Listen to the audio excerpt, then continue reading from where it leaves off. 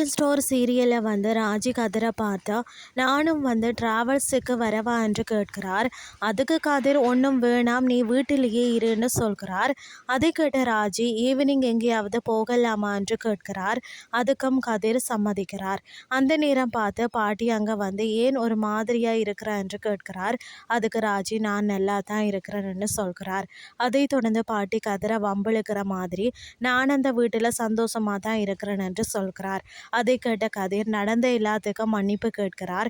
மேலும் உனக்கு உங்களை வீட்டை விட்டு அனுப்பணும் அப்படின்ற எண்ணம் எனக்கு இல்லை, சூழ்நிலை அப்படி மாறிடுச்சுன்னு சொல்கிறார் கதிர். அதை கேட்ட பாட்டி என் பையனுக்காகத்தானே இதெல்லாம் செய்த நீ, நான் ஒன்றும் நினைக்கலன்னு சொல்கிறார். பிறகு ராஜி எனக்கு ஒன்றுமே தெரியாதுன்னு சொல்கிறார். அதை தொடர்ந்து பாட்டி உங்கள் அப்பா தான் உன்ற புருஷன்கிட்ட பேசி என்ன கூப்பிட்டார் என்று சொல்கிறார். அதை கேட்ட ராஜி நீ ஏன் எதுவுமே எனக்கு சொல்லலை என்று கோவப்படுகிறார். மறுபக்கம் செந்தில் மீனாவை பார்த்து இப்போவெல்லாம் நீ அமைதியாகிக்கிட்ட என்ன நடந்தது என்று சொல்லி கேட்கிறார்.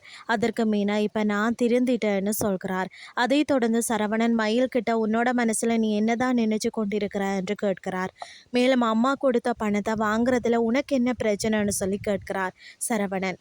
அதுக்கு மயில் அவங்க என்ன நோக்கத்தோடு பணம் கொடுத்தாங்க என்று எனக்கு தெரியும்னு சொல்கிறார். அப்படியே கொஞ்ச நேரம் ரெண்டு பேரும் சண்டை பிடிச்சு கொண்டிருக்கிறார்கள். இதுதான் இன்றைய நாளுக்கான எபிசோட்.